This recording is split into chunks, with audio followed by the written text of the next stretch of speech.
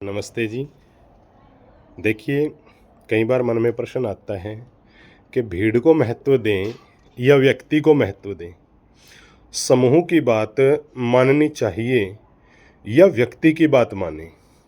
जहाँ 20-30 लोग हों, एक बात का समर्थन कर रहे हों और एक अकेला व्यक्ति किसी और बात का समर्थन कर रहा हो, तो दोनों में से किसकी बात मानें? तो वर्तमान में समूह की बात मानने वाले अधिक होते हैं। वोट की जो परंपरा है, चुनाव वही जीतता है जिसको ज़्यादा वोट मिलते हैं, एक सामान्य प्रक्रिया है।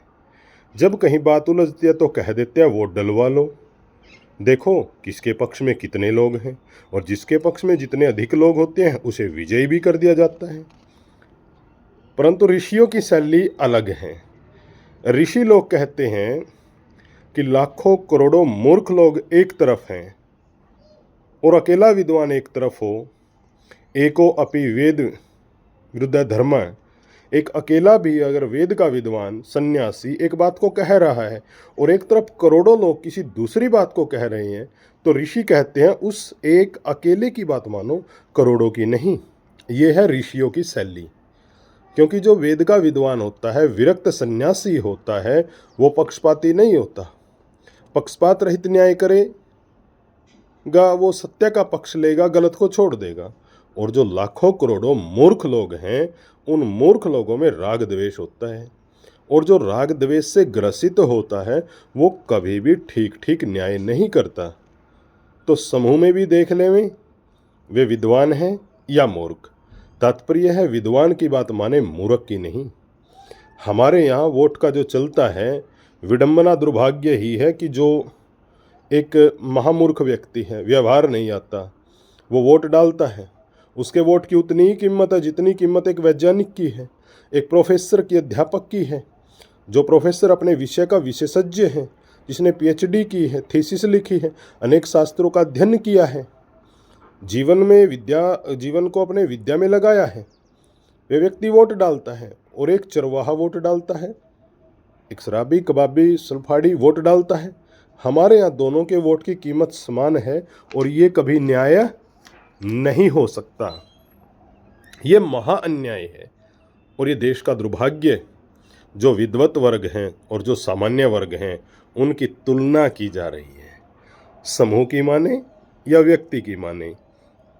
इसके विपरीत कर देते हैं कि समूह के अनुसार चलें या व्यक्ति के अनुसार चलें। अब महर्षि दयानंद जी का नियम पढ़ा जाए। महर्षि दयानंद जी नियम बना रहे हैं, क्या लिख रहे हैं? प्रत्येक सर्वहितकारी नियम में परतंत्र रहें और हितकारी नियम में, व्यक्तिगत नियम में स्वतंत्र रहें। जहाँ कहीं समूह है और समूह एक कार्य कर रहा है, सामाजिक व्यवस्था है, उस सामाजिक व्यवस्था में अपने नियम छोड़ देने चाहिए, वहाँ समाज के नियम से चलना चाहिए। सामाजिक सर्वहितकारी नियम पालने में सदा परतंत्र रहें। 100-200 लोग हैं, धार्मिक कृत्य कर रहे हैं, हमें थोड़ी बाधा महसूस हो रही है, तो उस समय हम अपना नियम थोड़ा कमज़ोर कर लेंगे तो हमारी आत्मा में भी संतुष्टि होगी, ईश्वरीय दृष्टि में भी हम ठीक समझे जाएंगे। और अपने लिए हम उन 100-200 लोगों को बाधित करें तो हमारी आत्मा भी अंदर से कचोटेगी और ईश्वर की दृष्टि से भी हम धार्मिक नहीं कहलाएंगे। अनेक बार हमारे आग्रह बन जाते हैं कि ऐसा ही होना चाहिए, समाज समूह का कुछ बिगड़ता हो लेकिन हमारा नहीं बिगड़ना चाहिए, हमारे ही नियम का पालन होना चाहिए, हमारा नियम नहीं टूटना चाहिए। और जो परिस्थिति बनती है, वहाँ परिस्थिति देखी जाए सरलता से, यदि समाज के समूह के लोग हमारी बात को स्वीकार करते हैं तो ठीक है, और यदि वहाँ ज़्यादा बाधा पहुँच रही है तो हमें अपने नियम को तोड़ देना चाहिए। सामाजिक सर्वहितकारी नियम पालने में परतंत्र रहें और प्रत्येक हितकारी नियम पालने में स्वतंत्र रहें। हमारा जो व्यक्तिगत जीवन है, व्यक्तिगत लाभ हानि है, व्यक्तिगत उन्नति अवनति है, जो स्वतंत्र है व्यक्ति, वो जो वहाँ चाहे जो कर लेवे।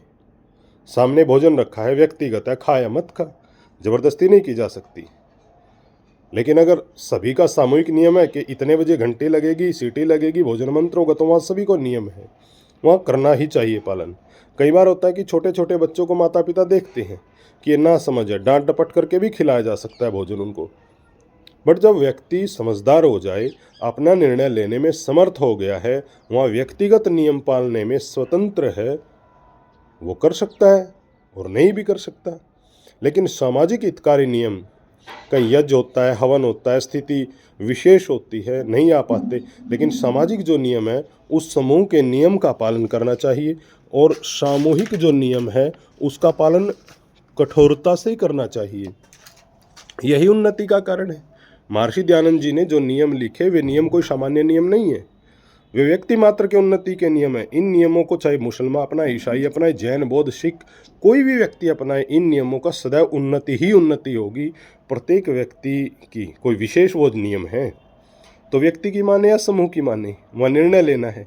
यदि व्यक्ति मूर्ख है और समूह में विद्वान है और विद्वान निर्णय ले रहे हैं तो समूह की माने, और यदि समूह मूर्खों का है, एक व्यक्ति समझदार विद्वान है, तो उस व्यक्ति की माने। और जब जब समूह की मानते हैं, मूर्खों की मानते हैं, तब तब सामाजिक अवनति होती है, समाज पतन को प्राप्त होता है। और यदि 10 लोग समझाएं, 10 लोग समझदार हों और एक मूर्ख हो, तो उसकी अगर मूर्ख की मानेंगे तो भी पतन होगा। आचार्य द्रोण, पितामह भीष्म, कृपाचार्य, श्री कृष्ण, महर्षि वेदव्यास, जैमिनी, उस समय के परम विद्वान, और वो सारे मिलकर कह रहे हैं दुर्योधन को ऐसा मत कर। लेकिन एक दुर्योधन मूर्खानंद अकेला अड़ा रहा। दुर्योधन की बात ऊपर रही तो नाश हुआ, मूर्ख की बात ऊपर रहेगी तो नाश ही नाश होगा। और यदि उधर हजारों हजारों लोग एक तरफ और महर्षि स्वामी दयानंद जी महाराज एक तरफ, 25,000 की संख्या थी दुर्गा कुंड आनंद बाग में काशी के अंदर जब काशी शास्त्रार्थ हुआ था, और एक अकेला सन्यासी महर्षि दयानंद एक तरफ है और अकेले की विजय हुई, उसकी बात मानी जाती, कल्याण होता। विद्वान की बात नहीं मानोगे तो पतन होगा। इसलिए निर्णय हमारे हाथ में होता है। और अति हो गई इस भारत में ज़्यादा से ज़्यादा। ये जो प्रजातंत्र है आंशिक रूप से तो ठीक है, पूर्ण रूप से ठीक नहीं। वोट डालो राजा बना दो, वोट डालो मुख्यमंत्री बना दो, वोट डालो विधायक सांसद बना दो, सरपंच बना दो। अब यदि नियम पास हो जाए कि इतना पढ़ा लिखा व्यक्ति ही वोट का अधिकारी है या ये योग्यता हो, ऐसे नेताओं के ऊपर जिसने ग्रेजुएशन कर रखा है वही चुनाव लड़ सकता है, जिसके ऊपर एक भी आपराधिक मुकदमा नहीं चल रहा वही चुनाव लड़ सकता है। नियम पास कर दें। ये नहीं कि जेल गया नहीं गया वो नहीं। यदि आपराधिक, जैसे कोई सरकारी नौकरी में लगा हुआ है, उसकी कोई FIR दर्ज करवा दे, पुलिस का मामला हो गया, ये सब होते ही उसकी नौकरी को बड़ा संकट खतरा हो जाता है। जो सरकारी कर्मचारी है उनके लिए तो इतना कठोर नियम, उसकी नौकरी जा सकती है। और इन नेताओं का ये भ्रष्टाचारी, जो चीन में देखो, वहाँ के कृषि मंत्री ने घोटाला किया और वो उसमें फंस गया, और चीन के कानून ने उसको फांसी की सजा दी। मंत्री, कृषि मंत्री, हमारे यहाँ नहीं, चीन की बात। नेता चाहे भ्रष्ट हो, अनपढ़ हो, आदि, ऐसे व्यक्ति हमारे यहाँ शिक्षा मंत्री, इतिहास देखो, पीछे राजस्थान में भी एक स्वास्थ्य मंत्री बनाया, उसको चिकित्सा विषय का क्या है नहीं पता, वो स्वास्थ्य मंत्री डॉक्टरों के ऊपर बैठता उन्हें आदेश निर्देश देगा। कमाल की बात है। अरे जो जिस क्षेत्र में निपुणता रखता है उसको वही अधिकार देना चाहिए, वही मंत्रालय दे दो, वही विभाग दे दो, उन्नति करेगा। हमारे जयशंकर जी हैं, विदेश मंत्री हैं, योग्य हैं, विदेश मंत्रालय संभाला उन्होंने, उन्हीं का नाम होता है। नाम तो सरकार का होता है, मोदी जी का होता है। मोदी जी भी बड़े गजब के व्यक्तित्व हैं। अब योग्य व्यक्ति होने के कारण उपलब्धि होती है। हमारे यहाँ योग्यता नहीं देखते। जिस दिन योग्यता देखने लग जाएंगे उस दिन उन्नति होती चली जाएगी। इसलिए जब कभी समूह या व्यक्ति का चुनाव करना हो तो यदि समूह धार्मिक है, परोपकारी है, सर्वहितकारी है और कार्य करने में लगा हुआ है तो समूह की मान लो। यदि व्यक्ति विद्वान है और समूह मूर्खों का है तो उस समय एक व्यक्ति की मानो, विद्वान की मानो, सन्यासी की मानो। यही उन्नति का कारण बनेगा। अन्यथा विपरीत होगा तो अवनति ही होगी।